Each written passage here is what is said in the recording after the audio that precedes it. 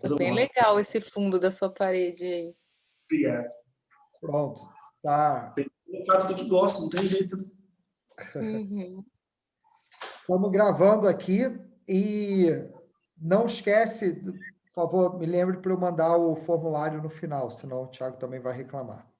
Mas vamos lá, eu queria começar perguntando para vocês o que vocês acham que é cultura? Cultura organizacional.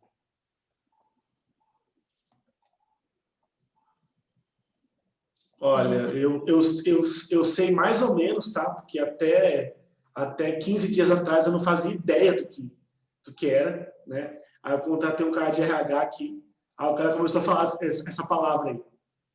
Não, você tem que implementar uma cultura na empresa. Tem que implementar uma cultura na empresa. Aí agora eu entendi que é o quê? É basicamente o que todos os funcionários têm que pensar a nível de empresa, né? Como eles têm que agir a nível de empresa, né? É o que eu peguei aqui. E a gente tá fazendo isso aqui, né? Faz uns 15 dias já. E tá dando bastante certo, cara.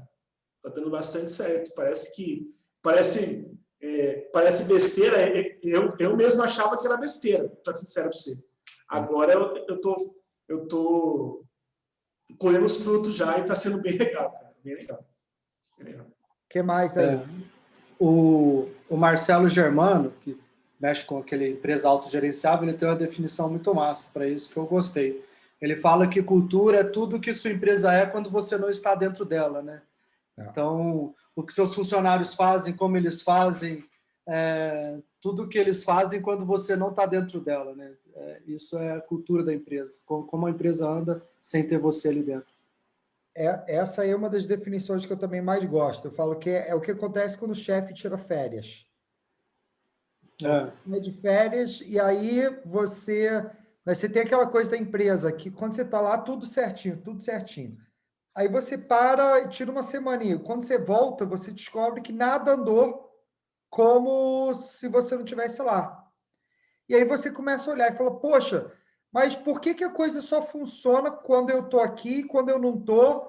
Não é essa decisão que tinha que ser assim, a pessoa não tomou. Por que isso daqui saiu dos trilhos? Então, a cultura é exatamente isso. São as ações que os seus colaboradores tomam, as decisões que eles tomam, sem você estar lá. E aí, conforme você vai criando a sua cultura, você entra muito em poder criar, até que o Romulo falou agora, da empresa autogerenciável, uma empresa que não depende de você estar lá toda hora, né, e você consegue sair da operação e entrar no mais estratégico. Antes de eu começar a apresentar aqui, eu queria perguntar, alguém tem alguma pergunta sobre cultura, especificamente, antes de a gente entrar no material? Não? Ela é sistematizável, vamos dizer assim, né? A cultura. Tipo assim, ela é possível desenvolvê-la. Ou se tem, porque eu imagino que toda empresa vai ter uma cultura. Se ela é adequada ou não, é uma outra questão. Se ela é adequada para o que precisa ser feito, ou se ela reflete as necessidades daquele grupo de pessoas que estão ali juntas trabalhando por algum objetivo, isso é uma outra coisa, mas todas têm, mesmo elas não sabendo que têm. É isso que eu gostaria de entender. Exatamente. Todas têm, porque você pode ter o que eu chamo de vácuo de cultura, que é não ter uma cultura estabelecida propositalmente. Tá? Eu tive isso por muitos anos, que é uma cultura que vai andando conforme as coisas vão acontecendo. O que acontece? Entre os colaboradores, eles começam a ter combinados. Então, um combina de sair mais cedo um dia, o outro combina de fazer alguma coisa, tal. E isso, sem você direcionar, acaba se tornando a cultura da sua empresa. Então, é muito perigoso você ter uma cultura que é a cultura do vácuo, não é? Que você deixa a cultura se autodefinir. Maioria das vezes, uma cultura que se autodefine não se define da forma mais produtiva. Se você quer ter uma empresa de alta performance, uma empresa de alta produtividade, isso tem que estar dentro da sua cultura. E se você não tem isso na cultura, você nunca vai conseguir, né, sair da operação, nunca vai conseguir fazer com que as coisas andem sem você, que é o sonho de todo empreendedor. Então, deixa eu compartilhar minha tela e eu vou mostrar um pouco o que a gente era antes e o que a gente se tornou, tá? Deixa eu compartilhar aqui. Então, eu defino que a gente, antes de pensar em cultura, tinha exatamente essa visão. Eu brinco que a gente era o worst place to work, tá? Não é best place, não. O pior lugar para se trabalhar.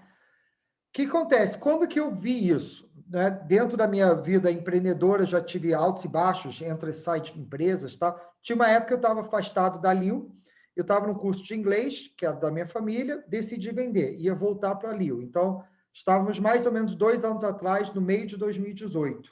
E aí fui fazer um curso de um professor de Harvard, e aí esse professor falou, antes de fazer o curso, solta essa pesquisa dentro da sua empresa.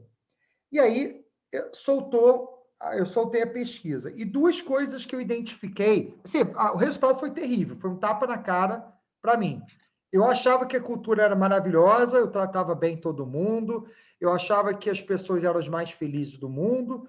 E aí o que eu via, assim, um monte de apontamentos, mas as principais coisas eram problema de comunicação, que eu achava um absurdo, porque eu sempre me achei um ótimo comunicador. Falta de confiança e transparência. As pessoas achavam que a empresa podia quebrar a qualquer momento. As pessoas estavam lá somente porque não conseguiam arrumar outro emprego. Foi basicamente isso. A gente estava ainda na crise, né, em 2018 ainda. Então, as pessoas achando que eu estou aqui até arrumar outra coisa. Então, como que era a cultura antes de dar a reviravolta? É cultura Zeca Pagodinho, deixa a vida me levar. Então, conforme as coisas iam andando, eu deixava o andamento da cultura se tocar. A empresa fazia sozinha, eu não promovia ações. Meu foco era resultados. Então, eu queria saber resultado financeiro, resultado de projeto, de entrega, focado e como fazer isso e quando, era o problema de cada pessoa. Então, isso não era meu problema se as pessoas estavam, de fato, produzindo e os projetos sendo entregues, a gente não era um problema para eu me preocupar. Não tinha RH, não tenho até hoje. E aí, só que assim, eu tinha um escritório muito maneiro, assim, escritório que o Google tinha inveja. Então, a gente investiu muito no escritório, tinha videogame, tinha salas coloridas, tinha bancadinha estilo Outback, sabe? Era bem legal o escritório. Só para você ter ideia, vou até mostrar assim, quem pegou o escritório depois da gente é o Felipe Neto. Se você pegar aqui no Google, você vai ver fotos do nosso escritório. Esse aqui era o nosso escritório. Só para você ter ideia. Não. Aqui, ó. Esse aqui é o nosso escritório. Então, a gente montou essa bancadinha aqui de golfe, as salas eram de vidro, enfim, era uma coisa bem legal. E aí, tinha videogame, como falei. Ó, essa aqui é outra foto do escritório. Não sei se vai ter foto aqui. Tem. Por acaso ele botou mesa de ping-pong. A minha mesa ficava exatamente nesse canto aqui. Tinha essa grande vista aqui, maravilhosa. Então, a gente investiu muito no escritório, mas não investia nas pessoas. Não investia em ter, de fato, uma cultura. O nosso escritório, só para assim, ter ideia, aquele filme, a série O Mecanismo, sobre o Sérgio Moro, Lava Jato, alugou nosso escritório para fazer lá dentro. Há vários comerciais de várias empresas. A Globo filmou novela no escritório. Tá? Então, assim... Por causa da vista também? Porque a vista ali é bem bonita também. A vista também, mas era uma área, assim, bem grande, aberta, com essa coisa meio aparente aqui, mas tinha umas... Sabe, era um escritório diferenciado, com uma decoração... Tinha um lugar que tinha essas bolas aqui de gesso colorida. essas bancadinhas de Outback. Então, e era um ponto bem nobre aqui na Barra. Ah, ele pintou isso aqui de vermelho, não vi. Mas vamos lá. Deixa eu voltar aqui. Então, a gente tinha um escritório maneiro e tinha flexibilidade com horário, né? Só que aí você pode ler flexibilidade com horário com falta de gestão em processos. Então, as pessoas podiam chegar mais tarde, sair mais cedo, tal. E eu achava que isso era cultura. Falei, não, eu sou um cara maneiro, sou um cara legal, e, bem ou mal, as pessoas são felizes porque a gente oferece isso aqui e pagamos os benefícios mais básicos. Então, assim que era a cultura antes. Como que era o processo de contratação? A gente fazia uma coleta de currículos baseado em indicação. Então, a gente não tinha um processo estruturado, não tinha RH, e bastava passar por uma entrevista comigo. Então, se você conseguisse me enrolar bem na entrevista, você estava contratado. Então, de fato, a gente não tinha análise DISC, não tinha, enfim, processo nenhum para fazer entrevista com as pessoas. O onboarding era inexistente. Basicamente, primeiro dia de trabalho, senta na sua máquina e tem uma coisa... boa noite, tá.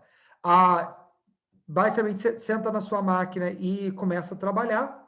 E as pessoas tinham que... O novo candidato, ele aprendia com outra pessoa. Como ele meio perdido, o cara tinha que começar a sentar do lado do outro, ia pegando aos poucos a forma de trabalhar. A hierarquia era uma hierarquia completamente horizontal. A gente não tinha liderança intermediária, que isso daí eu vejo que é fundamental, vou falar muito sobre liderança intermediária. Os júniores reportando direto para ou o diretor, o Nilson, ou a mim, dependendo da pessoa. Então, o fato de não ter essa liderança, a gente tinha que muitas vezes ficar quase de babá com a equipe. Então, a gente gastava muito tempo tendo que olhar para isso, não tinha tempo, então não olhava. Então, acabou que é exatamente o que eu falei, cultura Zeca Pagodinho, deixa a vida me levar. Conforme as coisas iam acontecendo, a gente ia cuidando da empresa, mas não da cultura. A minha dedicação às pessoas, quase nada. Apenas quando eu precisava fazer entrevistas. Então, eu focava muito em cliente, eu estava muito em reunião, estava muito... Né, e não olhava para a cultura. Deixa eu parar de compartilhar e voltar aqui para vocês. Agora, eu queria perguntar, como que você sai de uma empresa, de uma cultura que eu chamei aí de worst place to work, para uma cultura de ultra engajamento, sucesso, pessoas ultra motivadas e felizes? O que vocês acham? O que precisa ser feito?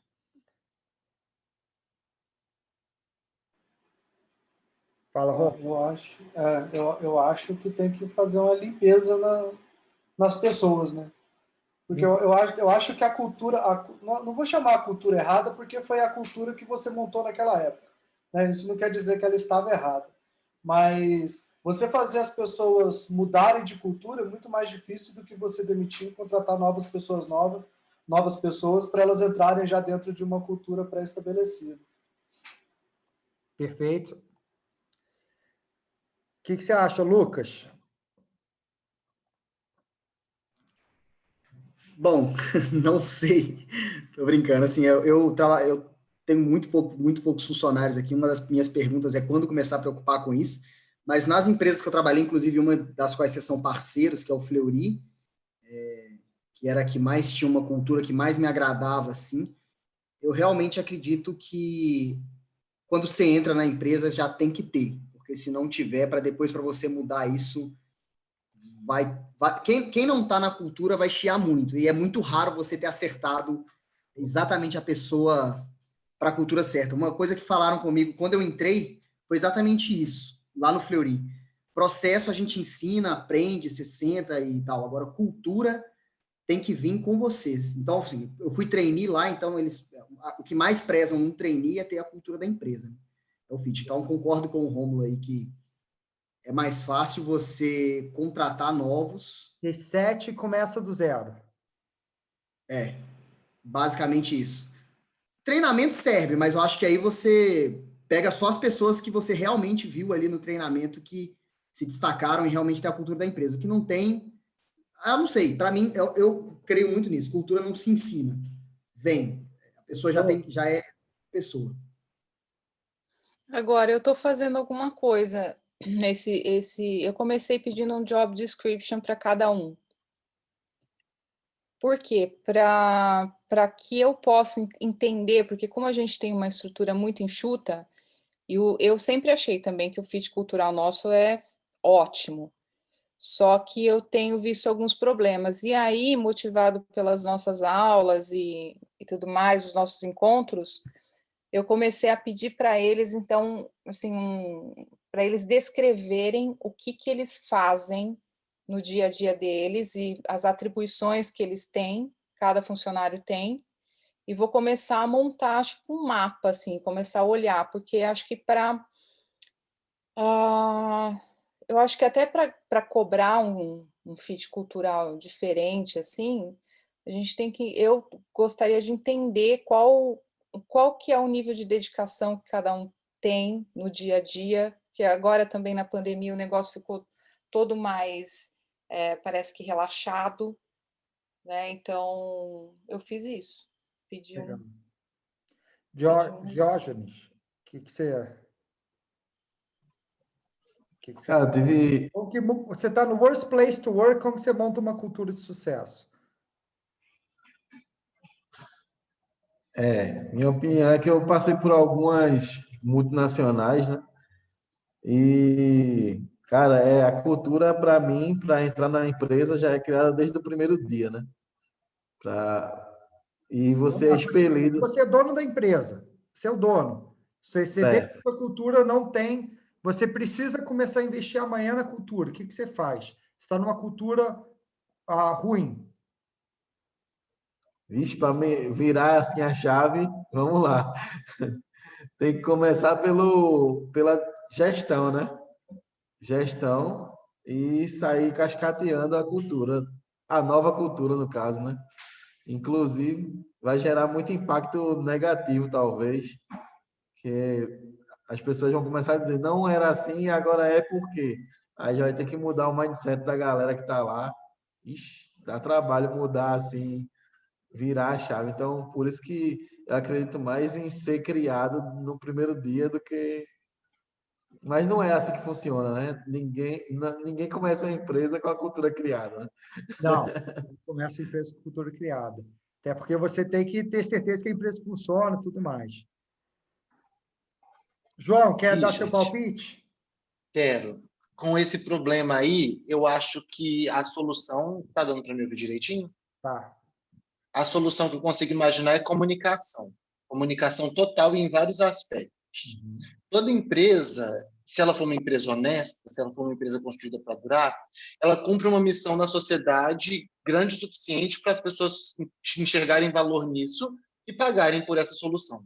Eu acho que quando a empresa consegue comunicar bem a sua missão para a sociedade, a sua missão enquanto empresa, quais são os valores que a guiam, consegue comunicar, sabe, consegue conhecer bem isso, comunicar bem ao colaborador, já é um passo. Mas uma coisa que eu também acho muito importante dessa comunicação é o colaborador se localizar dentro da empresa. Ele entender que ele faz parte de um processo. Porque quando a pessoa se vê como uma máquina de vídeos, é muito pior do que quando ela entende que ela é uma das formas da gente retratar a nossa missão. Eu acho que, não sei se eu usei um bom exemplo, mas a pessoa se entender parte do processo, entender quais são os resultados do seu trabalho, como que ela compõe um todo. E uma coisa que eu também acho que é muito importante nesse sentido de cultura é ajudar as pessoas a tomarem decisões. Porque se a empresa consegue comunicar bem os seus valores, a sua missão e essas coisas, as pessoas elas ficam menos dependentes do gestor, porque elas sabem como o gestor pensa. Na hora que ela se depara com uma super crise, eu não sei o que fazer, se ela respira fundo e olha para os valores, normalmente ela sabe o que fazer a partir desses valores. E essas coisas vão se somando e vão fazendo ela se sentir parte, que eu acho que é um dos aspectos mais importantes da cultura. Então, eu valorizaria a comunicação inicialmente dessas formas e não vou me delongar muito mais, mas acho que já traz um pouco. Não, perfeito. Ótima contribuição. Igor, quer adicionar alguma coisa? Cara, eu vou dizer que mais ou menos o que eu fiz, tá? Porque eu me vi nessa situação aí há poucos dias atrás.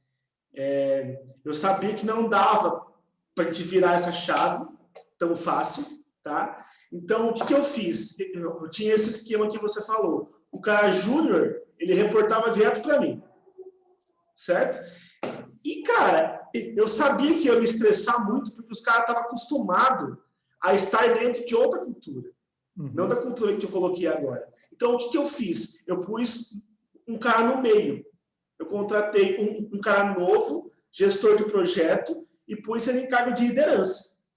E esse cara tá... Eu falei pro cara assim, falei, cara, o negócio é o seguinte, essa é a cultura, tá? Você tá de acordo com isso e você é a cara disso porque você foi escolhido. Se alguém tiver debaixo de você fora disso, eu quero que você me avise que a gente vai tomar as devidas providências. Assim, na prática, isso que eu fiz. Agora, falar para você que está sendo fácil, não. Mas a gente está tentando. Estamos tentando. Não, legal. Eu faço essa pergunta porque uma coisa que o Rômulo falou, essa coisa de mandar as pessoas embora e começar do zero. Isso é muito comum, tá? Eu vou te trazer uma experiência antes da que eu estou contando aqui, quando eu trabalhava na Estácio. Na Estácio, como vocês sabem, era da minha família, e a gente tinha vendido uma parte para o Grupo GP. O Grupo GP veio da Ambev. Então, eles vieram instalar uma cultura Ambev dentro de uma universidade, que até 2 anos antes era sem fins lucrativos. Então, imagina o choque cultural que foi. O que eles fizeram? Mandaram todo mundo embora. Então, eles entraram nesse modelo de substituir as pessoas e botar a cultura deles. Foi feito? Foi feito. Tá? Tiveram muito sucesso, enfim, foi puta que sucesso. Quando eu fui pegar o Britânia, alguns anos depois, a gente estava no lado dos antigos na Estácio. Então, a gente sofreu muito com isso. A gente achava um absurdo mandar as pessoas embora, foram eles construir empresa, tudo mais. E aí, quando a gente comprou o Britânia, a gente pensou em fazer o contrário. Vamos fazer o seguinte, não vamos mandar ninguém embora e vamos construir a empresa com as pessoas antigas. Foi o maior erro que a gente cometeu. Por quê? A gente não conseguiu estabelecer uma cultura nova ali dentro, porque tinha um modelo, como a gente comprou a empresa, não é? Tinha um modelo antigo que todo mundo gostava de preservar o antigo. Então, olhando para esses 2 cenários que eu vivenciei, né, sendo o antigo e entrando o novo e querendo eliminar a cultura antiga e botar a nova, e depois eu sendo novo e não ter eliminado o antigo e não conseguiu estabelecer a cultura, eu olhei, e a empresa que eu fundei? Como que eu vou mandar as pessoas embora se eu contratei elas e pela minha, vamos dizer, incompetência de estabelecer cultura? Então, uma premissa que eu queria era não mandar ninguém embora. Então, a gente manteve todo mundo no time, como a gente contratou, a gente desenvolveu, a gente já tinha treinado, as pessoas sabiam o que fazer, só que não tinha questão da cultura. Então, a gente decidiu manter as pessoas, só que fazer um choque que foi, deixa eu voltar a compartilhar, que foi o ponto aqui, cultura é top-down, tá? Então, a primeira coisa que a gente foi envolver a liderança. Você não consegue fazer cultura bottom-up, de baixo para cima. Cultura precisa ser de cima para baixo. Precisa ser pensada, precisa ser feita envolvendo o CEO, envolvendo os diretores. Dali que saem as estratégias de cultura e tem que descer. Então, o primeiro passo foi envolver a liderança. Como eu falei, cultura precisa vir de cima, não de baixo. Mas como construir uma cultura de atitude de dono? Tratar os meus funcionários, principalmente os líderes, como se eles fossem donos da empresa. Então, e aí entra muito, eu acho que foi o João que falou, da parte de comunicação. A gente tem uma ideia que muitas vezes a gente não sabe se comunicar com as pessoas o que a gente está pensando. Então, a gente está pensando uma semana, chega numa conclusão e a gente quer mostrar a decisão para os nossos funcionários. Mas eles não tiveram essa uma semana que você teve para pensar da situação, para analisar, para olhar todos os ângulos, o que fazer, pensar na contraproposta, tal. Aí a gente vai e comunica a nossa ideia, e aí a primeira coisa que começa a vir é o quê? É uma certa rejeição. A pessoa fala, poxa, mas você não pensou nisso? Aí você fala, pô, cara, você acha que eu sou idiota? Claro que eu pensei, isso aqui eu não fiz. Tal. Aí você começa a ser reativo, mas o que você não vê é que o seu tempo de uma semana, ele não teve. Então, você quer que ele esteja comprado na sua ideia, sem tomar o mesmo tempo que você tomou para pensar aquilo. Então, o que eu fiz foi, se eu quero que eles tenham atitude de dono, preciso tratar eles como donos da empresa. E aí eu comecei trabalhando aqui várias ações, tá? Deixa eu... Primeira coisa, estabelecer missão, propósito e valores. Então, o que a gente fez? Fiz uma reunião, que vai ser o próximo bullet aqui, que eu trouxe toda a liderança para uma reunião chamada de Estratégia e Cultura. Uma reunião que eu inventei, que a gente faz a cada 15 dias. E nessa reunião eu falei, cara, vamos começar do zero? Vamos lá, com as mesmas pessoas, qual a nossa missão? Aí, primeira reunião, todo mundo achou um saco. Nossa, vai lá de novo, o dono, filosofando, né? Deve ter fumado uma no fim de semana, sabe? Chegando aqui com esse papo aí de cultura. Mas vamos lá, qual a missão? Aí desenhamos. A missão nossa, criamos soluções digitais de aprendizagem para desenvolver pessoas e gerar resultados para o seu negócio. Então, foi a primeira coisa que a gente desenhou de missão. Segundo, nosso propósito. Nosso propósito é liderar a revolução da aprendizagem. Então, isso daqui, você vai ver, isso aqui está no meu LinkedIn, está na parede da empresa, tá? Tudo que é lugar da nossa empresa tem essa frase, liderar a revolução da aprendizagem. E aí entramos nos nossos valores. Aí a gente estabeleceu 5 valores: atitude de dono, experiência memorável, expert em aprendizagem, pioneirismo e colaboração.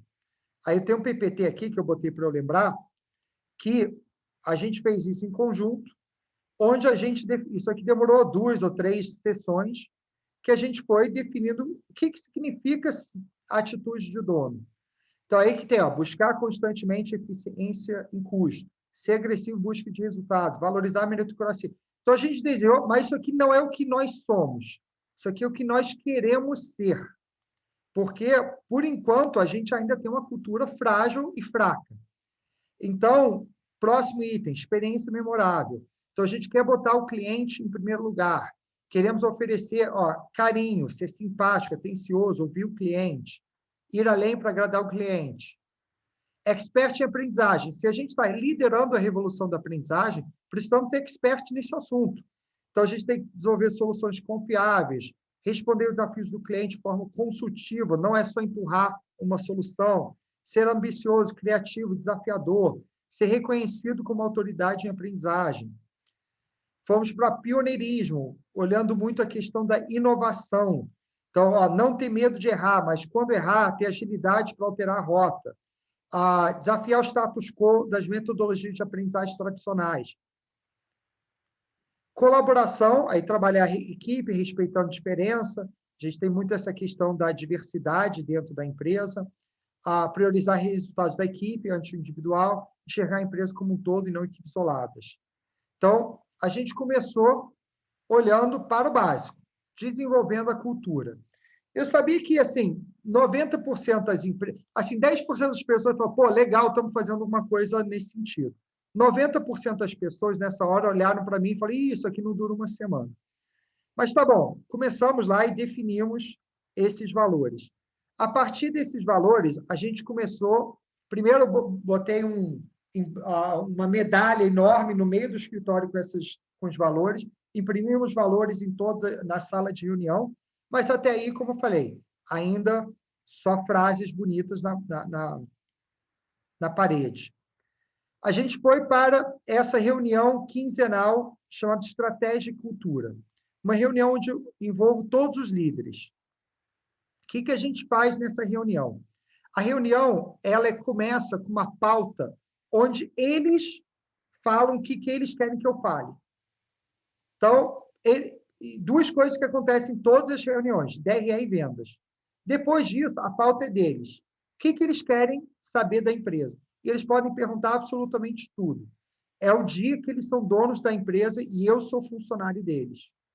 A partir dessa reunião, já tem 2 anos e meio que a gente faz essa reunião, que a gente literalmente criou a nossa cultura sem mandar ninguém embora, muito pelo contrário, promovendo muita gente.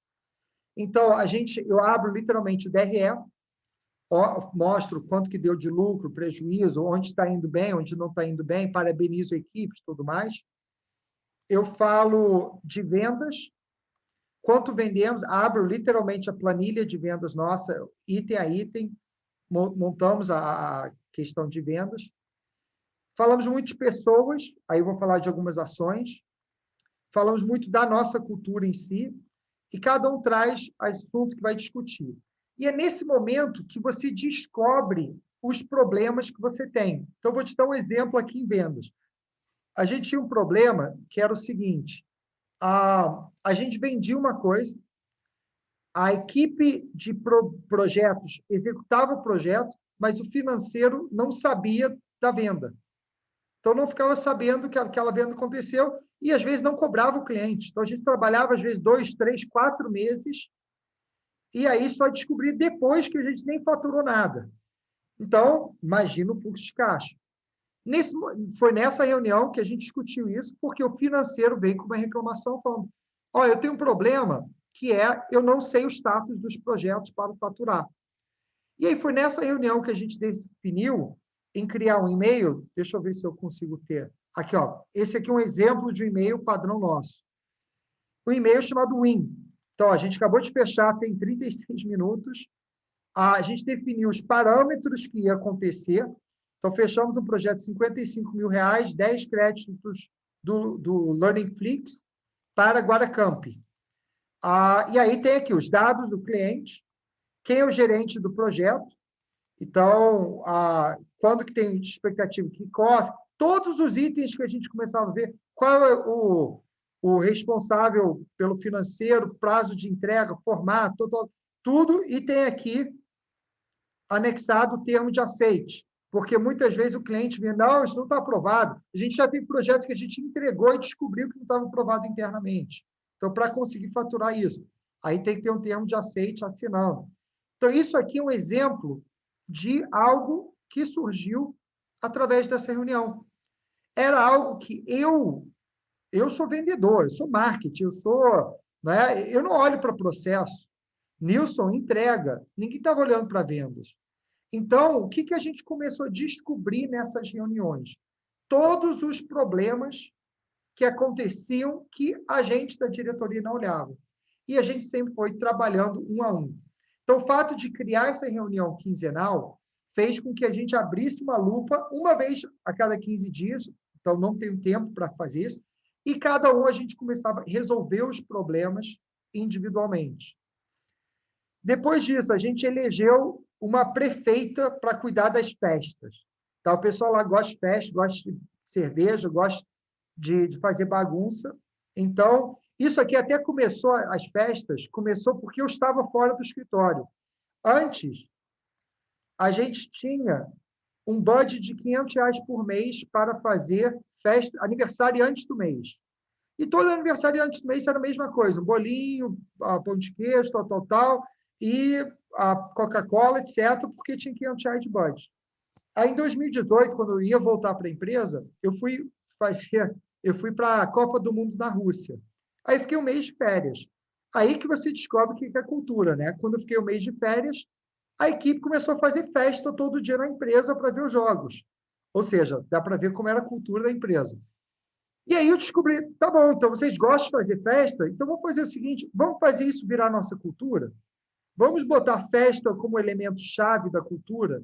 E aí eu cancelei o aniversariante do mês, juntei o budget, botei mais de R$500 e botei R$2.000 para cada 3 meses para a gente fazer 4 festas por ano. Então, não tinha mais aniversariante do mês, as pessoas faziam um almoço, né? Eu não queria gastar mais dinheiro com isso, botei pouca coisa, e aí eram 4 festas no ano, Carnaval, Festa Junina, Halloween e festa de final de ano a gente gastava um pouco mais, de 10 a 15 mil. Então, e aí, só que assim, eu odeio ter trabalho para cuidar dessas coisas.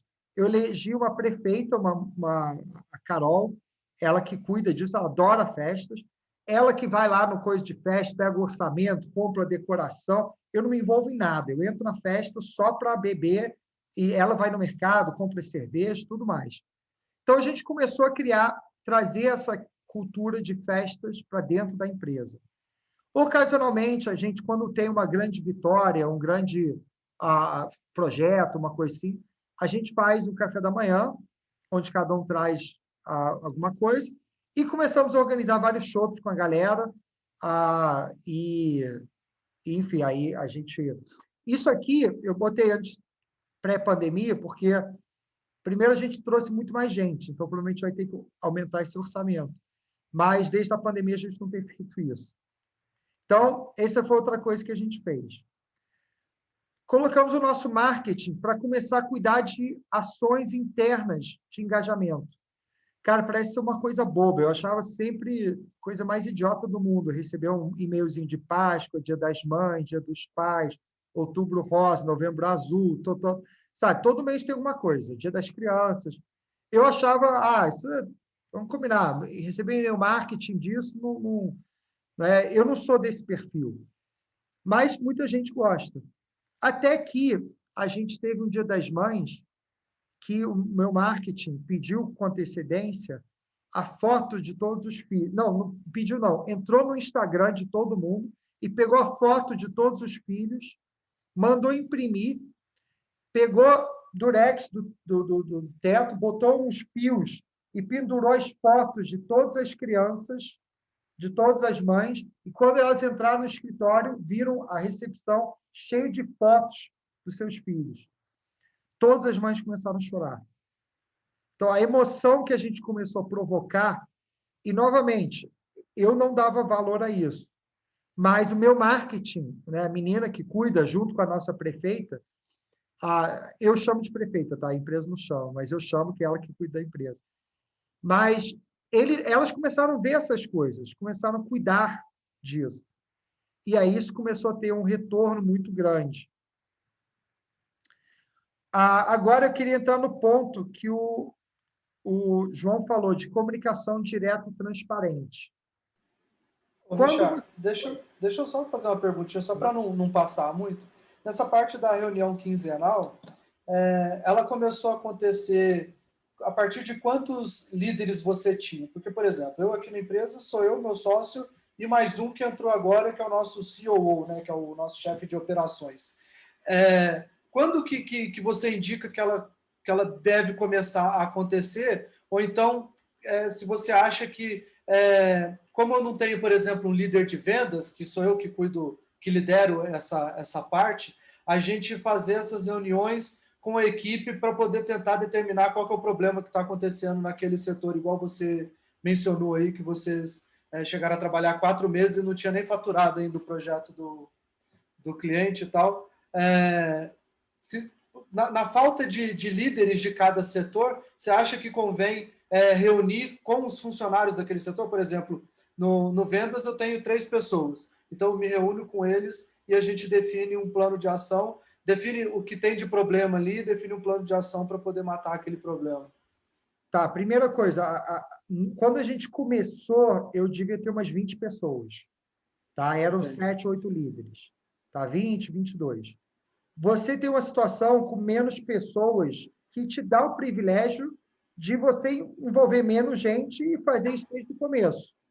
Então, tem um lado positivo nisso. Só que, assim, quando eu falo líderes, não necessariamente são pessoas que exercem cargos de liderança, mas sim pessoas que têm responsabilidade, que são vistos como líderes na equipe. Então, vou te dar um exemplo. Na época, eu tinha um designer gráfico sênior. Eu botei ele não era líder, ele não era chefe de ninguém. Eu tinha um sênior, um pleno e um júnior. Eram 3 pessoas da área de design gráfico. Eu botei o sênior para ficar lá. Eu botei a mesma coisa, um sênior da área de áudio e vídeo. Tinha departamentos com uma pessoa. Botei um representante de cada área. Eu não botei vendas. tá? Não botei vendas de propósito, vendas não participa dessa reunião, porque vendas só pensa em vender. Eu tenho uma outra estratégia com vendas que eu vou falar aqui. Tá? Beleza. Mas o vendedor é um cara motivado por dinheiro, quer literalmente vender. Então, aqui, e o vendedor ganha comissão. A minha equipe não ganha nem PL, não ganha bônus, ganha nada. Então, por isso, o que eu faria se eu fosse você? Começaria com, talvez, o cara que é mais líder da sua equipe de vendas e com as suas outras 2 pessoas. Faria uma reunião que é para discutir, que eu botei, estratégia e cultura. Não é para você discutir oportunidades, não é para você discutir só onde que a empresa vai e como que a gente estabelece as nossas pessoas para estarem preparadas para estar lá. Tá? Entendi. Ô, Richard, e como é que você falou que você, né, começou a colocar como se cada um fosse o dono da empresa? E como é que a galera recebeu isso daí? Porque, assim, nem distribuição, você falou que na época eles levavam, né? Não. PL e tal. E como é que foi, assim, isso?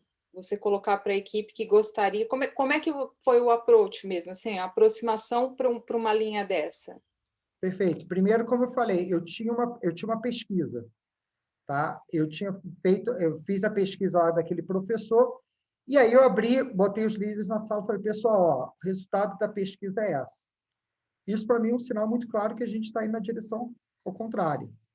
Agora é o seguinte, a gente tem 2 formas de fazer isso. Ou eu faço sozinho, ou nós fazemos isso juntos. Vocês já viram o que acontece se eu for fazer sozinho. A coisa não anda e não funciona. Então, ou a gente vai construir a empresa que a gente quer, e eu vou estar disposto a fazer as mudanças necessárias para isso, ou a gente vai continuar desse jeito e não vai crescer.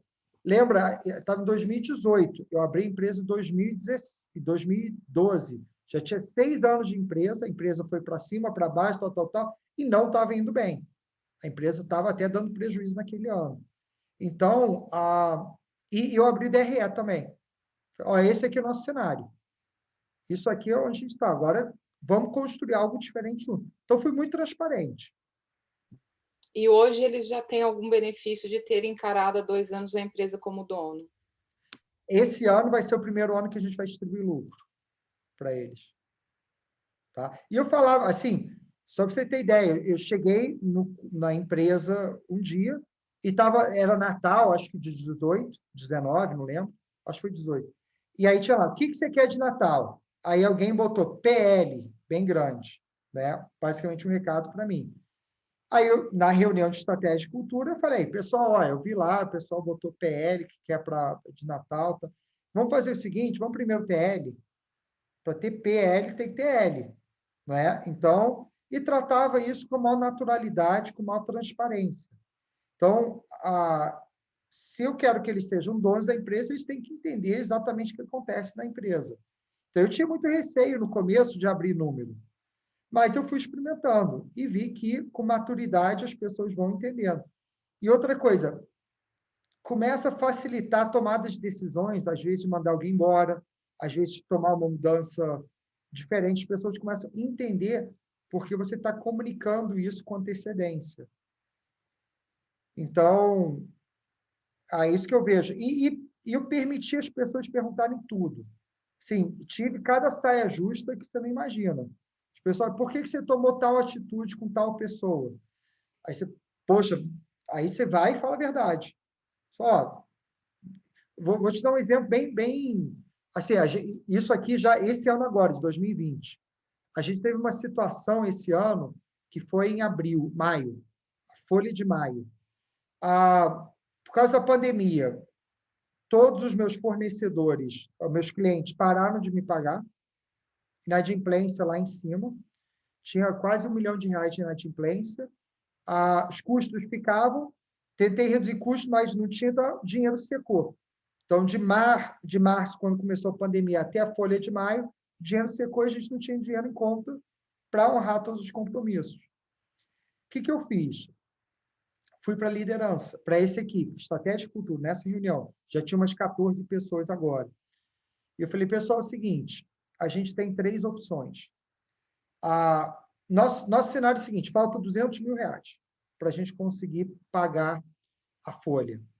Por acaso, no dia 7, 8 de maio, entra dinheiro e vai resolver o problema. Mas a gente tem um período aí que falta isso.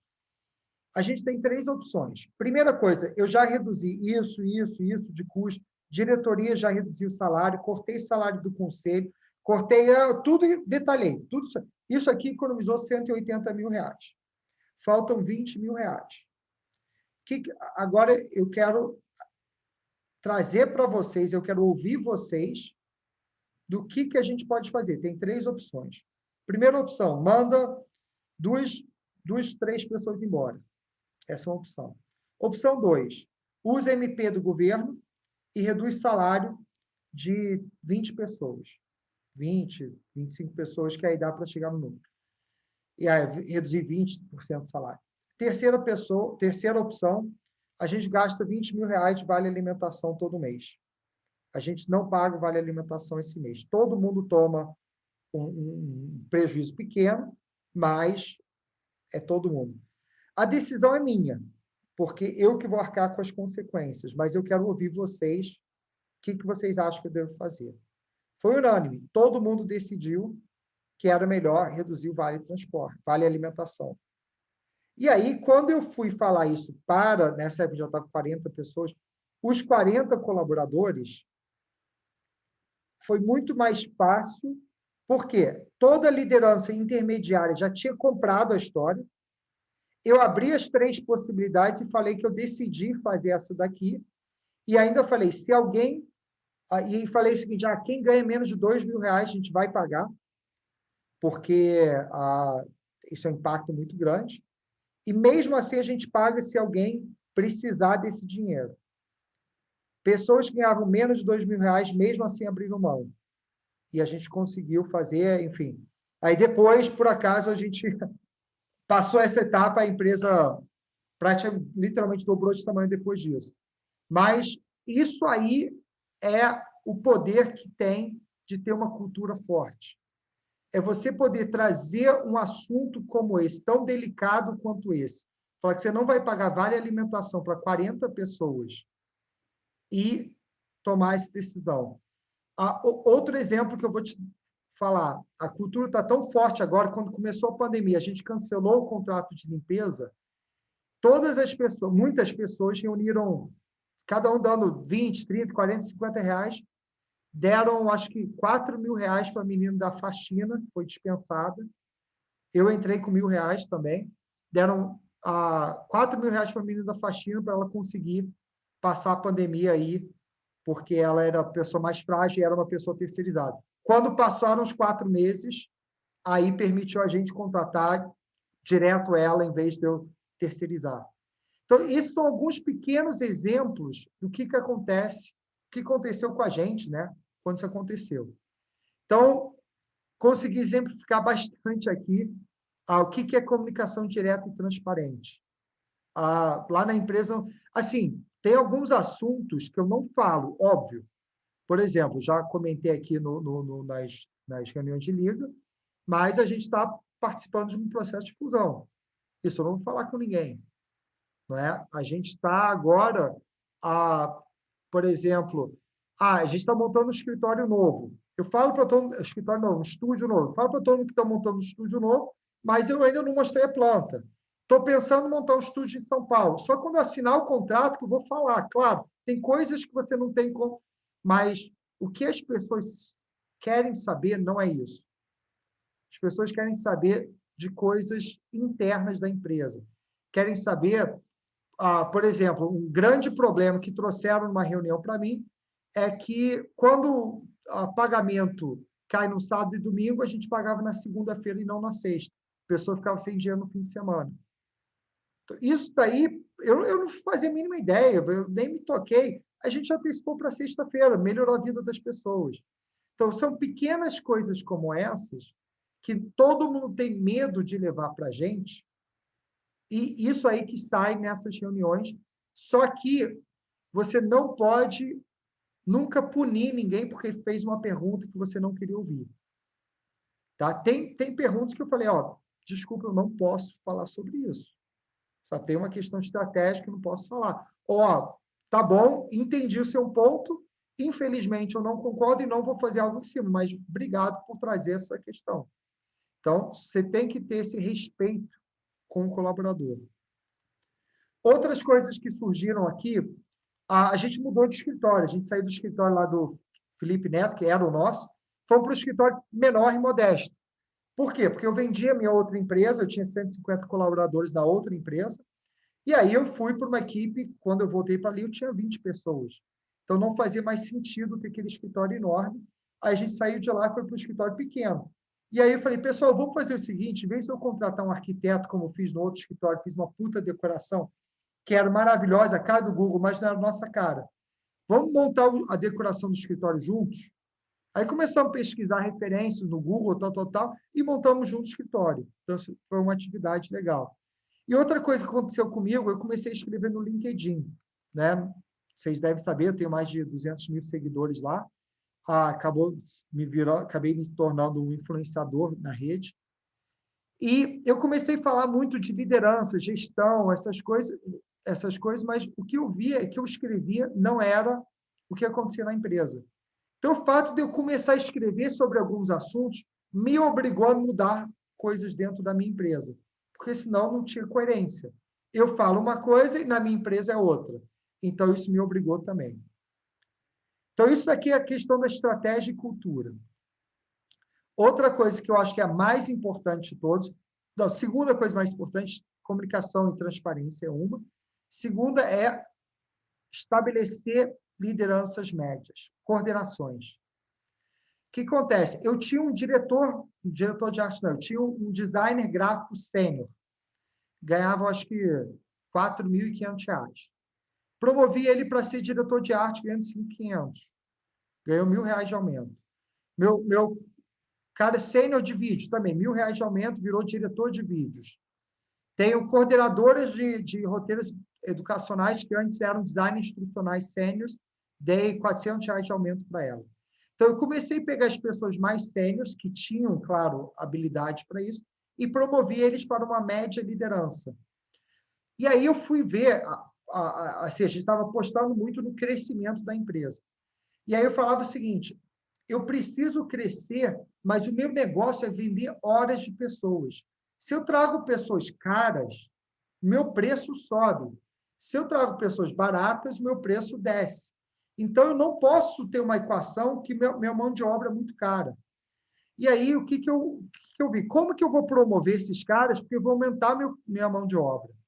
E aí foi o momento que eu enxerguei que, para que eu pudesse ter um custo geral mais baixo, eu preciso ter, para cada sênior, 2 ou 3 júniores. E aí eu comecei a investir na contratação da base. Então, antes de falar de contratação, eu comecei a trazer estagiários e júniores. E aí eu fiz um trade-off com esses caras. Falei, ó, meu diretor de arte, seguinte, cara, eu vou botar você para ser coordenador, mas você não vai mais produzir as telas dos nossos cursos, vai produzir bem menos.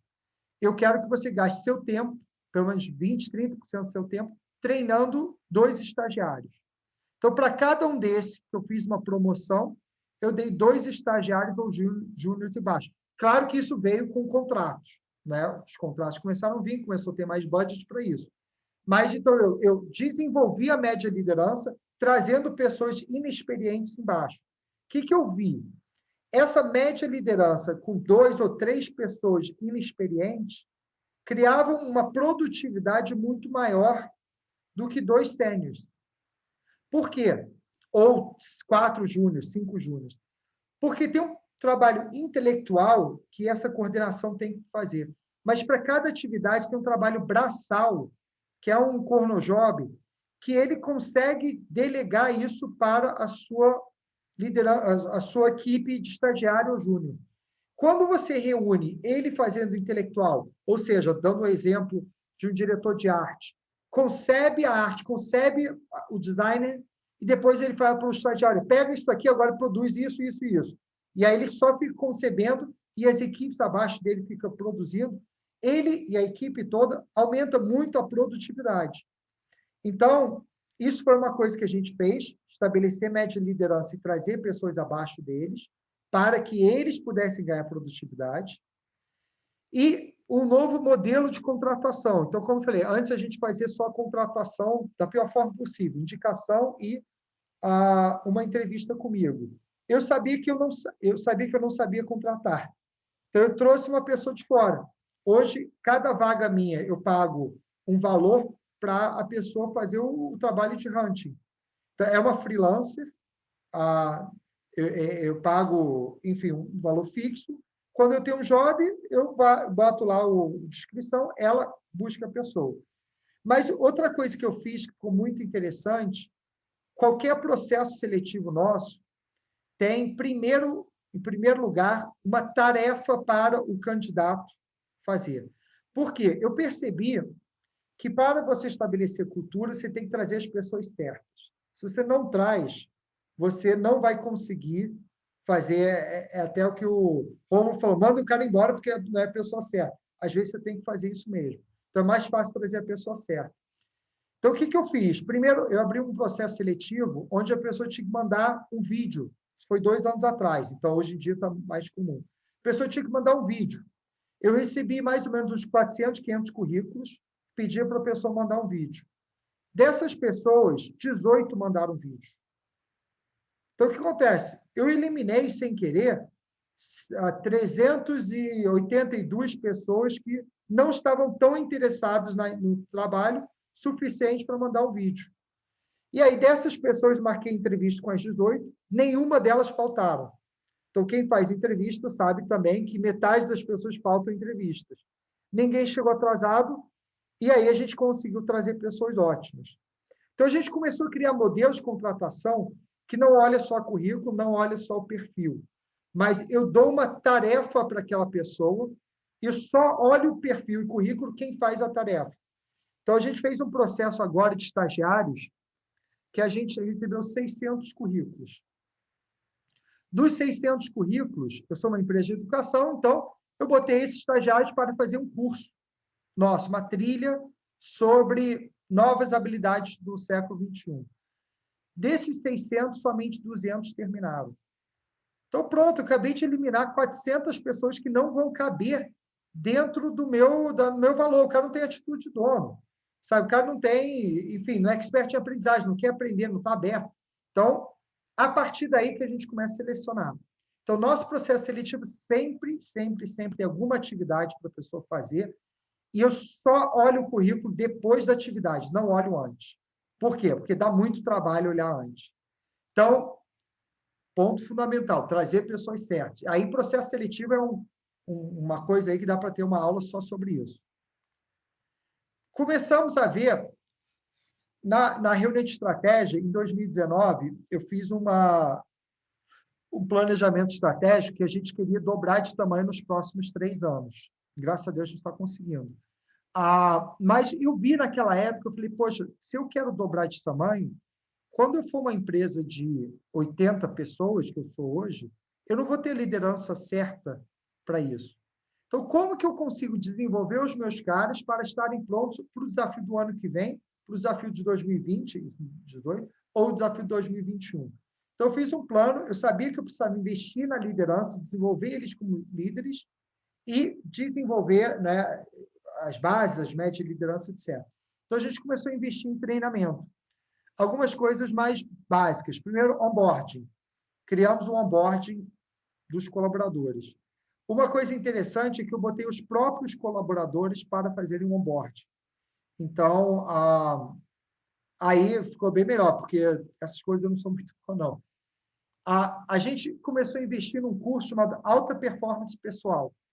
Esse é um curso que acontece em São Paulo, 3 dias, no fim de semana, onde ele é voltado para a pessoa física, não é voltado para o profissional. Então, ele pega a roda da vida, né? Olha para 5 elementos da vida pessoal da pessoa, 5 ou 7, mas aí as pessoas falam, por que você está fazendo um curso que é voltado para a pessoa física, se você quer um profissional e não é uma pessoa física, né? eu sempre respondi a mesma coisa. Ó, se ele não está bem na pessoa física, ele não vai estar bem aqui na empresa. Se ele não está bem, um dos pontos que olha na roda da vida, sua vida financeira, sua vida em família, sua vida íntima, várias coisas aí que você... Se essa pessoa não está satisfeita com isso, sabe, não vai rodar. E aí eu vou te dar um relato. Teve um colaborador meu, que é o Caio, ele fez o curso na segunda-feira. Não, melhor do que esse, vou te dar um outro, que foi o Jonathan. No dia antes do curso, ele pediu demissão. Pediu demissão da empresa, falou, Richard, eu vou sair, vou mudar para Curitiba. Se você quiser, eu reembolso o curso. Falei, não, faz o seguinte, paguei passagem, hotel, vai para o curso, vai. Aí, ele voltou no curso, no dia seguinte ele não foi, 2 dias depois ele voltou no curso e falou, Richard, chorando para mim. O curso foi a melhor coisa que aconteceu comigo.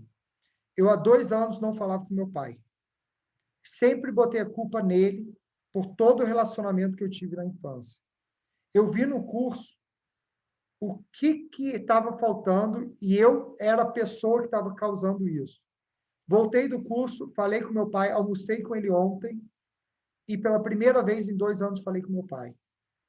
Além disso, eu tinha um relacionamento ruim com meu filho, consegui melhorar. Muito obrigado, mesmo que mesmo você sabendo que eu não ia ficar aqui, você deixou de fazer esse curso mudou a minha vida, porque permitiu eu ter contato com as pessoas. Quando eu me emocionei, claro, quando eu permiti ele fazer o curso, na hora eu fiquei puto. O cara pediu demissão, caraca, porra, paguei, o cara vai pedir demissão agora. Mas eu pensei, eu vou deixar ele fazer o curso, não por ele. Graças a Deus eu deixei e foi por ele sim, mas não pensei que era por ele. É mais pelos outros. O exemplo que eu vou causar dentro da empresa para mostrar que eu tenho essa preocupação. Então, foi super certo. Então, só dando um exemplo, teve um outro funcionário que foi o Caio, que não falava com a mãe dele, começou a falar com a mãe dele e tal. Então, várias coisas que iam acertando a vida do pessoal e esses profissionais, naturalmente, iam subindo. A gente elegeu 5 bolsas de pós-graduação de até R$300 para 5 líderes, aí eram 5 líderes. Inglês, eu comecei a botar 2 turmas presenciais, depois agora a gente faz todo mundo online, mas todos os alunos, todos os colaboradores têm acesso ao inglês online. Treinamentos técnicos para as áreas, e aí eu estabeleci um budget, isso no início do ano, de R$10.000 por semestre para eles fazerem cursos online para a empresa toda, e aí os líderes tomam conta de como vão gastar esse dinheiro. Então, isso aqui é na parte de treinamento. Padronização de tudo. Cara, isso aqui é uma coisa que eu e Nilson somos bem, sabe, apaixonados e tarados para ter tudo padronizado. Só para você ter ideia, a gente começou a padronizar literalmente tudo. Eu peguei um exemplo aqui. Isso aqui é uma proposta comercial nossa. Tá? Nessa proposta comercial, tem um monte de blá, blá, blá, o que é a empresa, diferenciais, tudo isso. Mas a gente começou a padronizar tudo que a gente entrega. Então, o que eu entrego? Um e-book é um exemplo que eu entrego. E aqui tem o que é, qual é o escopo, as indicações. Aqui é o infográfico. Tudo escrito, o que a gente faz? One page. Rapid Learning. E aí tem o que é um e-learning. Tem várias coisas. Depois eu tenho uma tabela falando a diferença. O que é One Page, Rapid Learning, customizado. O cliente consegue ver no meu desenvolvimento de telas qual vai ser a diferença. Nas imagens, na avaliação, exercícios, navegação. Tudo isso aqui documentado e padronizado. E aí, isso aqui tem um monte de coisa. Aqui, ó, Game Quiz, vai descendo. Tudo isso aqui são soluções que a gente faz. Websérie Premium, tudo, absolutamente tudo documentado, diferença entre cada um dos modelos. E são dezenas de páginas, diferença de animação simples para Premium. Então, tudo, absolutamente tudo documentado, o que a gente faz. Enfim, um monte de documentação aqui. Isso foi documentação de produtos, tá? Depois a gente foi documentar preço. Isso daqui é o nosso segredo. Isso aqui é o ingrediente especial da Lio. Comecei a ver todas as métricas. Então, todos aqueles projetos que eu falei, ó, Rapid Learning, está aqui, customizar. Aí comecei a destrinchar tudo que acontece no projeto. Então, eu posso ter um Rapid Learning de 20 telas. Quanto tempo eu gasto de horas de roteirizar, ajuste no roteiro, produção de telas, tudo documentado. GP, gerente de projeto, revisão ortográfica, tudo aqui. Cada um desse representa valor, que vai mostrar quanto custa eu fazer isso, mas eu tenho isso para todos os meus produtos, com 30 telas, 45, 90, tal. Isso aqui é uma planilha gigantesca que vai descendo aqui em absolutamente todos os nossos produtos, tudo documentado. Agora, todas as GPs, gerente de projetos, quando tem uma dúvida sobre quanto tempo num vídeo gravado eu tenho que ficar, quanto tempo de roteirização para 10 minutos? 12 horas. Então, tudo isso daqui está detalhado, enfim, isso aqui são centenas de linhas. Isso daqui, só GP vê essas métricas, o comercial tem essa calculadora. Então, eu defini propostas padrão e eu defini agora a calculadora. Se ele quer, por exemplo, um Rapid Learning, ele vai vir aqui, vai falar quantos minutos, quantos que ele quer, já vai cuspir aqui o preço. Eu quero fazer um quiz. Além disso, eu tenho que pegar, eu vou fazer, por exemplo, um vídeo, cadê? Vídeo gravado, complexo, de 15 minutos, e eu quero uma diária extra de estúdio, eu quero um ator, vai preenchendo. Vai precisar de maquiagem, preciso de um hotel em São Paulo, e, além disso, eu quero fazer a tradução disso, a tradução de vídeo. Quero fazer tradução de 10 minutos, quem traduz é a Lio. Tudo isso aqui vai entrando, esse projeto vai custar R$ 97.414. Isso daqui, o que economizou de tempo meu e do Nilson, isso permitiu a gente começar a replicar a área comercial. Quando eu voltei para a empresa, eu tinha 2 comerciais. Por quê? Porque toda a proposta tinha que passar por mim ou pelo Nilson. Hoje a gente tem 7, 8 comerciais e a gente não vê proposta em uma. Por quê? Porque está tudo documentado, tudo baseado em métricas, números e tudo mais. Então, isso é outra coisa que a gente fez. A gente tem timesheets, a gente vê todos os timesheets, tempo padronizado, e a gente tem sistemas nossos que a gente desenvolveu. Se alguém ficar mais de 10 minutos em um projeto, acende luz vermelha, a gente sabe exatamente o que está acontecendo. Então, a gente consegue ter todas as métricas de gestão para acompanhar todos os projetos, todas as margens, na unha. Como eu falei, literalmente, 10 minutos a mais a gente consegue saber o que aconteceu. Vou passar um pouco mais rápido aqui. Fizemos um conselho, tá? Eu trouxe 2 pessoas de fora. O Adriano Lima foi já VP de RH do Itaú, DASA, a Unilever, a Mil, várias grandes empresas. Trouxe ele para estar no meu conselho. Luiz Henrique é meu financeiro, ele está no conselho e é financeiro, é o conselheiro financeiro, basicamente. Botei meu pai, Nilson, e eu no conselho. Vantagem de ter um conselho, tá? Principal vantagem é disciplina para preparar números. Quando você tem uma cobrança acima de você, que é dono da empresa, você é obrigado a preparar DRE, relatório mensal do conselho, o que está acontecendo.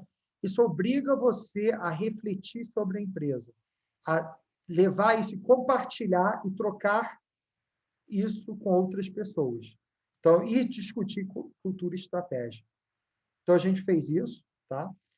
E outra coisa que aconteceu na pandemia, algumas outras ações que a gente não tinha, e agora, olhando para trás, fica difícil saber por que não tinha. Como que o conselho é remunerado? Ótima pergunta. Adriano, ele ganha R$10.000 por mês para participar do conselho, tá? Só que, assim, como eu falei, ele é um cara top, já foi conselheiro do Itaú na Europa. Então, para mim é caro pagar 10 mil, mas é o que eu pago. O Luiz Henrique, ele é um conselheiro financeiro que não é... O Adriano vem uma vez por mês. O Luiz Henrique, ele tem um contrato com a gente de uma vez por semana. Tá? Então, ele é meu diretor financeiro as a service. Então, CFO SaaS. Um dia por semana, eu pago R$6.000 para ele, só que eu divido ele com a empresa do meu pai. Então, meu pai paga... Então, ele ganha R$12.000 por um dia por semana e trabalha meio desse tempo comigo, meio com meu pai. Então, meu pai tem outra empresa. Meu pai não é remunerado, o Nilson ganha o salário dele e eu não sou remunerado pelo conselho. Então, esse é o modelo. Pessoal, pode... Show, tá? Pode perguntar aqui, pode me interromper, tá? Na pandemia, a gente implementou algumas outras coisas que foi necessário. Primeiro, uma reunião semanal com toda a empresa. Então, eu comecei a pandemia com 40 pessoas, hoje eu estou com 82. A empresa cresceu e eu não conheço metade da minha equipe, literalmente, metade das pessoas eu não conheço.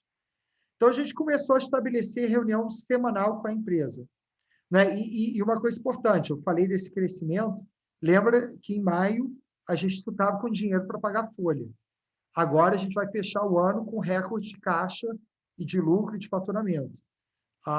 Isso muito porque a cultura ajudou a segurar nesses momentos mais difíceis. Mas reunião semanal com toda a empresa. Toda terça-feira, 9 da manhã, toda terça-feira, sem faltar uma, tem uma reunião onde eu falo para todos os funcionários. Eu não entro nos detalhes que a gente entra na estratégia de cultura, que é só liderança, só que eu falo coisas para fazer um geral de comunicação. Então, primeiro, eu dou boas-vindas para todos os novos colaboradores. Para todos os novos colaboradores, eu obrigo eles a se apresentarem. Então, fica 5 minutos batendo papo. Tá? Entrou um estagiário novo. Tem 70 pessoas na sala e eu batendo papo. Pô, cara, o que você gosta? Pô, você gosta de videogame? Qual o último jogo que você jogou? Tal. Começo a trabalhar isso para as pessoas verem, né? Cria um pouco esse coisa simpático e tal, porque as pessoas não me conhecem. Então, isso é importante. Eu falo de todos os contratos que a gente ganhou. Então, a gente ganha, sei lá, 5 a 8 contratos toda semana eu vou lá lendo os contratos. Ó, fechamos um projeto com o Vale, fechamos um projeto com a Liguara Camp, tal. Então, eu vou listando os projetos. Isso é o objetivo disso, é ganhar confiança que a empresa está robusta, né? Está indo bem. Falo das ações de marketing, dos eventos que a gente está promovendo, falo dos novos produtos, o que está acontecendo na empresa. Então, eu vou e falo do novo estúdio e tal. Então, tem semanas que eu tenho pouquíssimas coisas para falar, mas eu faço a reunião. Então, é uma geral para todo mundo saber o que está acontecendo. Estabelecemos uma reunião de growth. E aí, aqui que é a reunião que a gente trata de coisas mais comerciais. Na reunião de estratégia e cultura, eu não olho para vendas. Nada ligado a vendas, de aumentar faturamento. Não. É só da porta para dentro. Não olho nada para fora da empresa em estratégia e cultura, só dentro de casa. A reunião de growth é a reunião que eu reúno marketing, todos os vendedores, minha área de atendimento, meu coordenador de atendimento, meu coordenador de CS e o coordenador dos meus produtos, o LearningFlix, plataformas, e agora a gente tem um produto novo que é o Smart Eventos. Então, eu reúno essa galera e falo para os vendedores. Vendedores, o que vocês estão ouvindo no mercado? E aí a gente sai discutindo 1 hora por semana e, a partir dessa reunião, a gente começou a desenvolver vários produtos novos. Essa reunião aqui, o que acelerou inovação. Tá? Então, a gente conseguiu trazer um elemento forte de inovação por causa dessa reunião. Quando a gente saiu de home office, a gente não tinha cultura de home office, então a gente estabeleceu um modelo para as pessoas trabalharem remotamente. Todo dia, aquela média liderança que eu estabeleci lá atrás, ela ficou responsável por fazer um daily huddle de 15 minutos com seus 3, 4 júniors. Então, a minha sorte nesse modelo de home office foi eu ter estabelecido esse modelo. Em vez de eu ter 20 júniors reportando para uma pessoa, eu tenho 3, 4, 5 júniors reportando para um coordenador. Quando enche 3, 4 júniors, eu pego ou um pleno, ou aí eu promovo alguém para uma posição dessa e vou enchendo, vou criando esses grupos assim. Tem o daily huddle. No final do dia, todo mundo manda um e-mail para o gerente, dizendo o que foi feito. E a importância, que eu falei, a importância de eu ter estabelecido essa média liderança lá.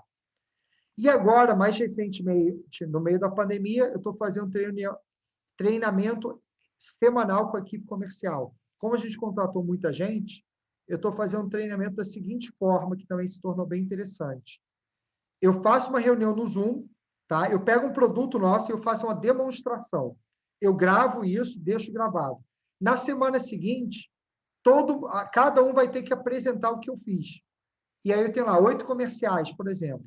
Então, eu falei do produto lá de eventos, gravei, tal. Semana seguinte, tal, o Renato vai ter que apresentar. Ele apresenta e todo mundo dá feedback para ele. Em seguida, o Cadu vai apresentar, todo mundo dá feedback. Então, todo mundo vê a mesma apresentação 8 vezes e todo mundo recebe o feedback de todo mundo. Isso acelerou muito o desenvolvimento da minha equipe comercial. Então, outra coisa que a gente fez para fazer isso. Tá? A principal lição, esse aqui é o último itemzinho, é o seguinte, já falamos muito de comunicação, transparência, isso sem dúvida, mas se eu pudesse falar uma coisa que é importantíssima para a equipe, você tem que mostrar para a equipe que você se importa com ela. Isso daí é o mais importante.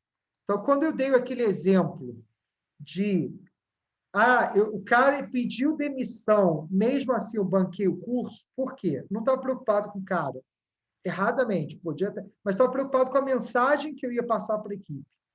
A equipe tem que pensar que você se importa com ela. E aí ela se engaja com você. Não adianta ter propósito, não adianta ter nada disso, frases na parede, tal, se a equipe não acredita que você realmente e genuinamente se importa com ela e com o seu desenvolvimento. Tá?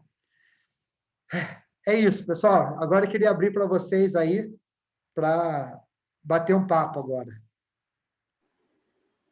Richard, nessa parte dos treinamentos, você falou muitas coisas que você, enquanto empresa, oferece ali para os seus colaboradores, né? Tipo o curso de inglês, aquele budget de 10 mil por ano e tudo mais. Como é que você lida ou como é que você estimula para o seu colaborador se autodesenvolver? Do tipo, ele correr atrás para ele poder buscar um conhecimento que ele não tinha ou um conhecimento que vai complementar aquela função dele ali. Como é que você estimula ele nesse sentido? Perfeito. Primeira coisa importante dizer é que tudo aquilo ali, eles pediram, tá? Então, veio pedidos, tá? Por exemplo, por que eu botei o budget de 10 mil reais no curso online? Porque toda hora surgia alguém pedindo, poxa, você pode bancar esse curso de Photoshop para minha equipe? Pode bancar isso aqui? Falei, cara, vamos fazer o seguinte, eu odeio isso. Falei, cara, eu estabeleci um budget, vocês gastam da forma que vocês querem. Então, foi assim que surgiu. Como que eu estimulo isso? Cara, vai muito baseado em promover pessoas que se desenvolvem. Tá? Então, eu tenho uma cultura da empresa de contratar na base e desenvolver essa pessoa para subir. E aí, as pessoas que crescem e são promovidas são as pessoas que se desenvolvem mais. Então, a pessoa... E aí, vou te dar um exemplo concreto. Teve um cara, que é o Hugo, que é um animador lá na empresa, ele tinha acabado de ser contratado como estagiário. Foi ganhar, acho que, R$ 2.500, R$ 2.800. Aí, ele recebeu uma proposta para ganhar R$ 4.200, quase o dobro. E aí, falou, recebi essa contraproposta aqui e tal, vou sair. E ele era o melhor animador nosso. Aí, líder dele falou, cara, não podemos perder, ele é um cara importante. Eu falei, cara, não vamos cobrir. Acabei de promover ele, não quero criar cultura de as pessoas pedirem aumento total. Só fala para ele o seguinte, fala para ele olhar em volta da empresa e ver em que estágio que todos os líderes entraram aqui dentro. Ele recusou a proposta porque ele viu que todos os líderes começaram como júniors e ele viu que ele tinha uma oportunidade de crescer mais se ele ficasse na empresa. Hoje ele já recebeu 2 promoções depois disso. Então, é um pouco essa meritocracia e você reconhecer as pessoas. Show. Mas você tem plano de carreira, Richard, ou não? Não tem, né? Não tem RH. Estou contratando o RH. Estou contratando. Estou com uma vaga aberta hoje. Se a gente fizer um planejamento estratégico, já seria boa parte, pelo que eu estou entendendo, né? De tudo que se pretende colocar em cultura. Eu acho que se você trabalhar comunicação e transparência, vai muito mais longe do que plano de estratégico, de Vou te dar um exemplo. A gente tinha um plano estratégico que eu rasguei quando veio a pandemia. Tinha capacidade nenhuma de executar nosso plano estratégico porque mudou tudo. Então, o que vai acontecer ano que vem? Não sei, eu não tenho um plano ainda. Eu tenho um plano dos primeiros 6 meses do ano que vem, máximo orçamento para o ano que vem. Então, eu acho o seguinte, uma visão para frente é importante, claro, porque isso é o direcionamento, mas o que falta nas empresas é comunicação. As pessoas não são transparentes. E falta um pouco essa coisa de cuidar das pessoas, mesmo que seja de uma forma, sabe, pequenas coisas de cuidado, o funcionário tem que ter a percepção que se você se importa com ele. Eu acho que isso é mais importante para a cultura do que missão, propósito, visão, valores, planejamento e plano de carreira. Como eu falei, eu não tenho avaliação de desempenho, não tenho RH, não tenho RH. Eu tenho DP, mas não tenho RH. Não tenho plano de desenvolvimento. O que eu fiz para fazer um plano de desenvolvimento? Pessoal, o que vocês precisam? Isso, então tá, eu vou viabilizar isso. Agora, eu cheguei no tamanho que não dá para fazer tão informal. Então, a gente vai contratar um RH, vamos criar um plano de carreira, vamos criar avaliação de desempenho, isso tudo está no roadmap. Mas é coisa, quando a cobertura é curto, eu tinha que decidir, ou eu trago um coordenador de RH, ou eu trago um vendedor novo. Aí eu falei, vou trazer um vendedor novo, eu preciso de receita. Então, só que eu sabia que eu precisava cuidar disso, então por isso que eu cuidei.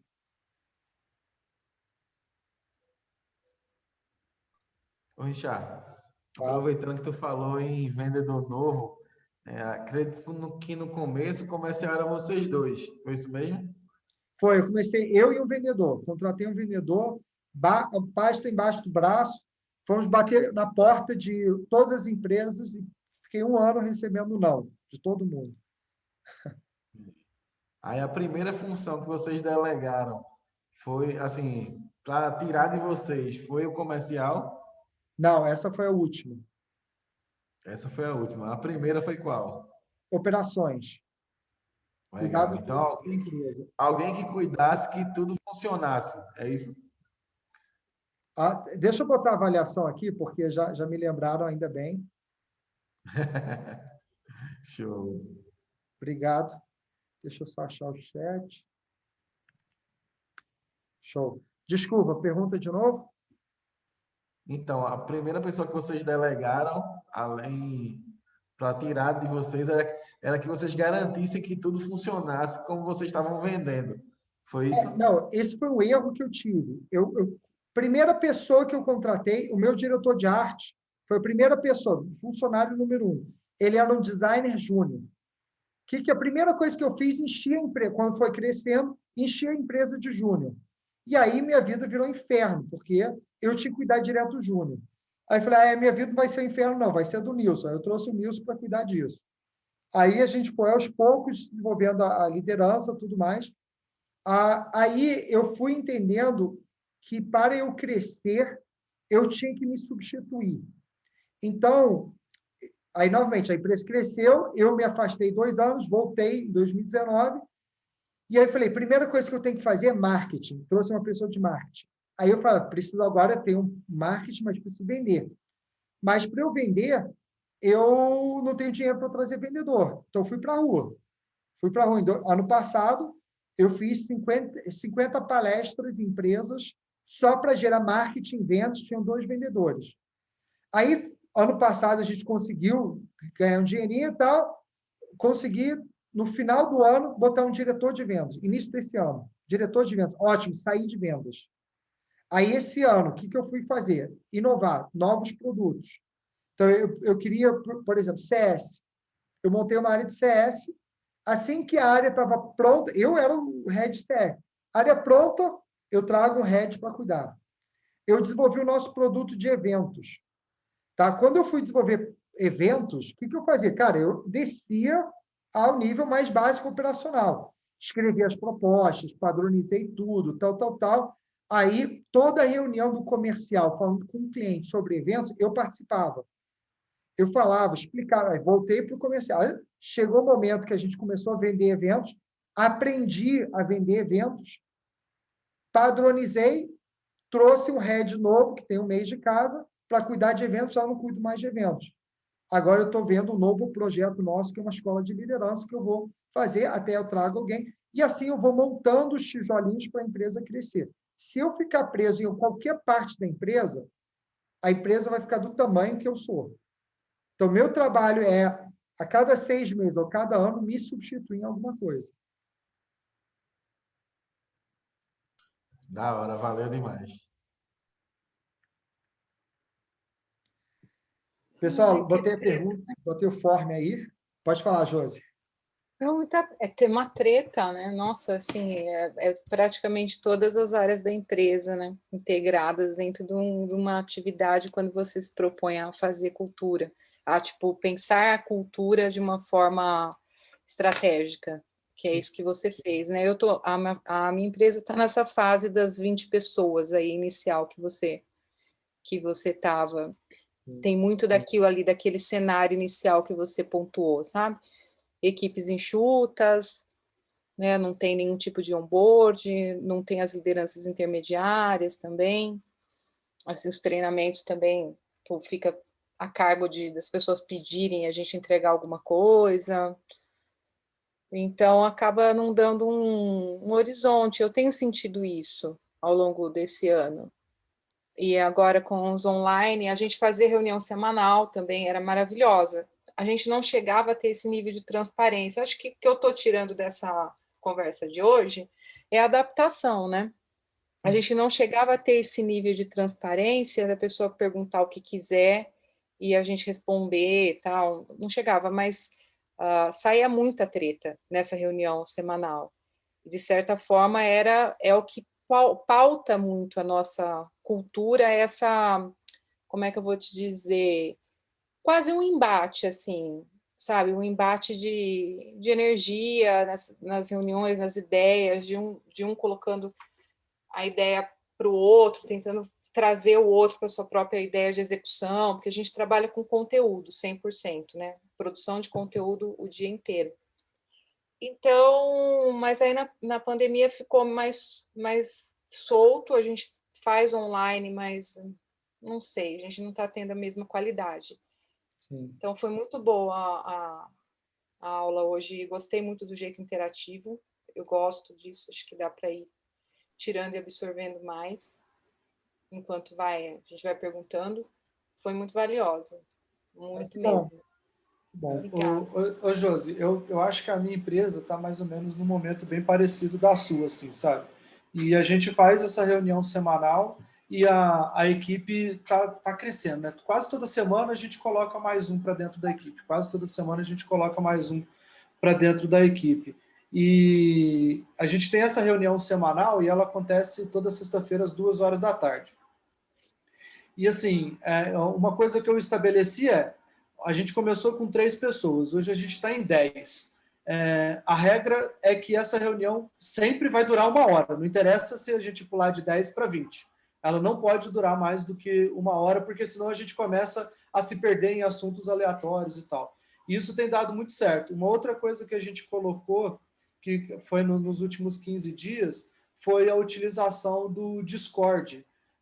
E daí eu tenho falado para o pessoal, gente, o Discord agora ele é a nossa empresa física no digital, né? Já que está cada um num canto, a gente não está conseguindo trabalhar todo mundo no mesmo local, só que a gente precisa ter sala de reunião rápida, a gente precisa agilizar muitas coisas, e o Discord acabou gerando esse engajamento que eu estava sentindo que eu estava perdendo. Porque a gente chegou num ponto que a gente estava com 5, 6 grupos de WhatsApp, e as coisas não estavam se comunicando bem ali dentro do grupo. E daí no Discord eu consegui fazer essa concentração e consegui sentir um engajamento um pouco maior da equipe, assim, sabe?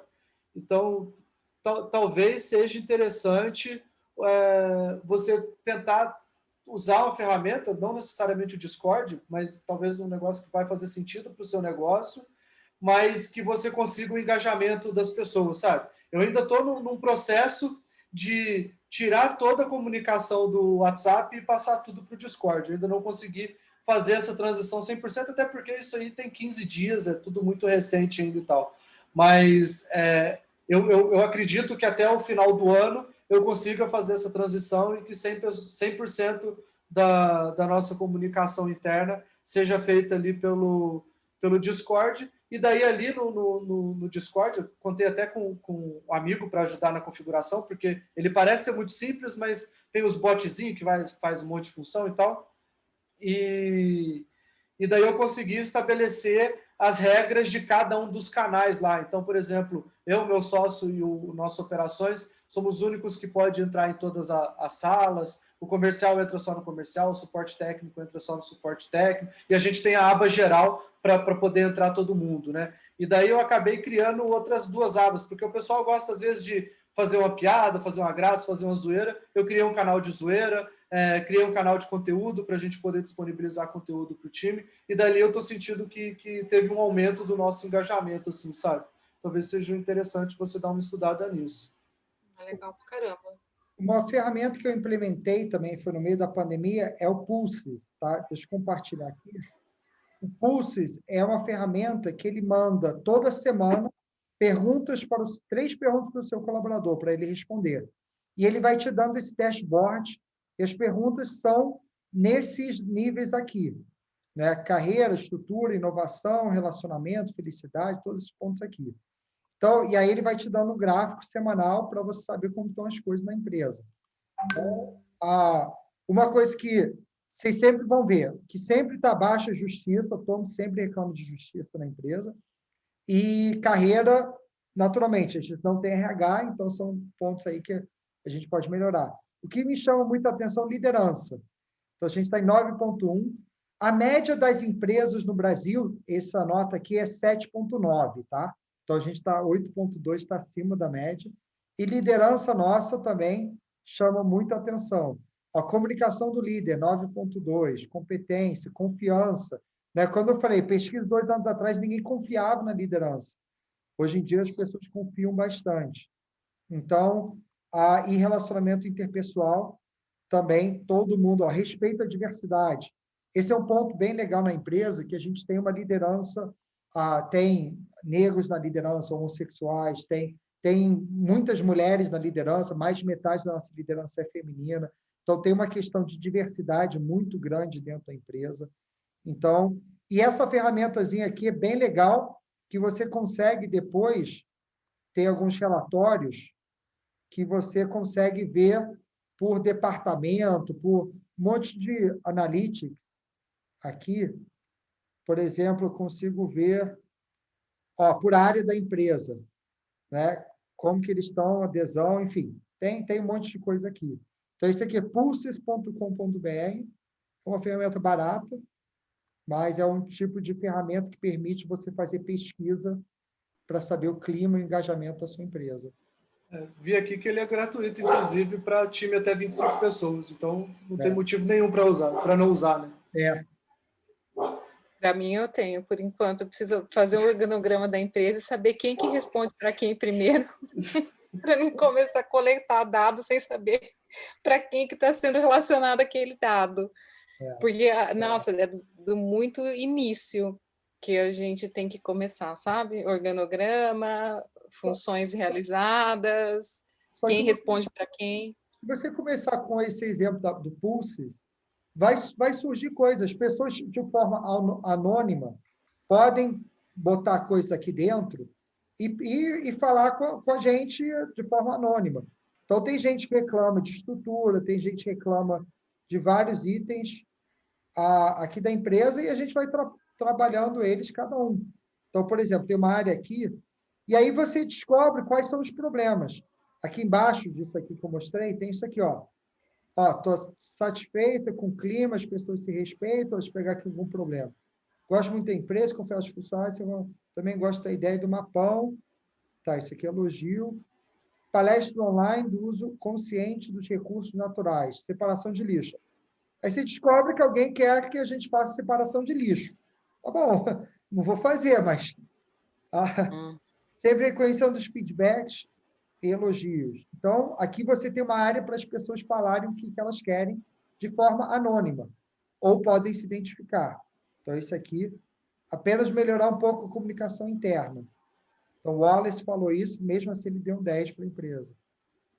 Poder da autonomia das decisões, respeito à individualidade, Então, essas coisas assim, esse pulse é bem legal que ele permite você ouvir a pessoa e a pessoa... Assim, já tive gente metendo pau e eu respondi para a pessoa. Sabe? A pessoa falou, a empresa está fazendo vários investimentos, mas não investe na equipe tal. Aí eu falei, a nossa prioridade é uma outra. Eu falei, a nossa prioridade não é investir nessa área nesse momento. É outra. E é um termômetro, exatamente.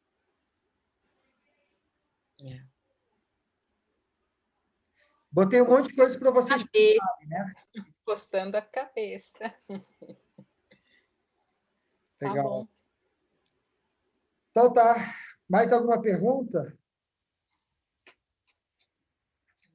Por enquanto, não. Depois, pode ser que sim. Tá ótimo. Então tá, pessoal. Qualquer dúvida, qualquer coisa específica, pode me Ô, Richard, Opa. só um minuto. Como chama a ferramenta? Pulse mesmo? Pulse. Vou botar aqui no chat. Com P? P de pato. Cadê o chat? Eu não estou achando no Google isso aqui. Estou implantando. Pulses. Perfeito. Eu coloquei o link aí no chat também. Valeu, gente. Valeu. Já vou implantar isso amanhã. Cara, o cara RH. com isso eu não tive RH. Eu consegui prolongar RH por mais 6 meses por causa dessa ferramenta. Vai ter economia, vai ter economia isso, né? Porra.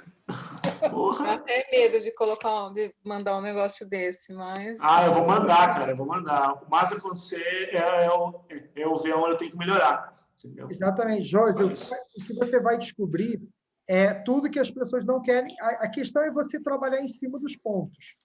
Se você ignorar, é um tiro no pé. As pessoas vão ficar satisfeitas de você estar ouvindo. Isso eles vão reconhecer. Agora, você tem que usar isso como ponto a seu favor de trabalhar em cima desses pontos. Uhum. Tá? A gente está muito na paulada esse ano. Tipo, sem ouvir ninguém. Tipo assim, fecha o olho, vai.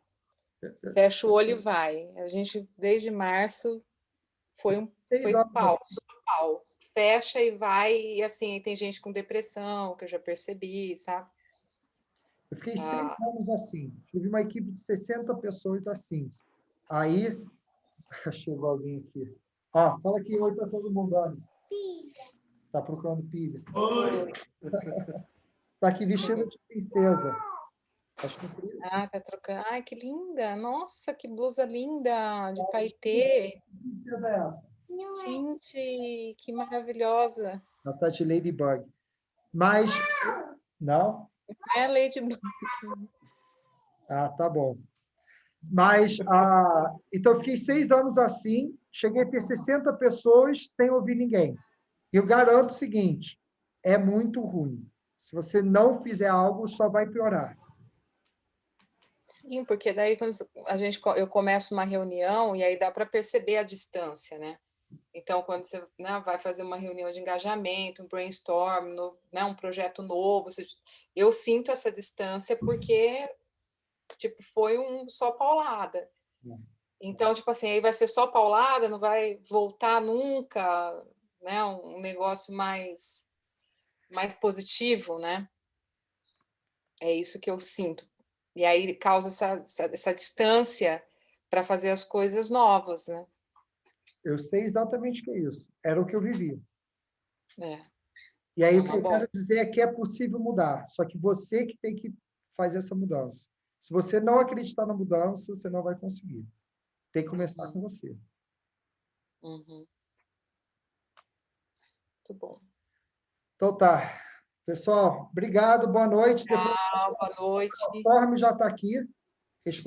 Já respondi o Forline. Respondi também. Depois bota um comentário lá no colaboratório. Pode deixar. Demais. Então, tchau. Tchau, boa noite. Falou, pessoal. Boa noite.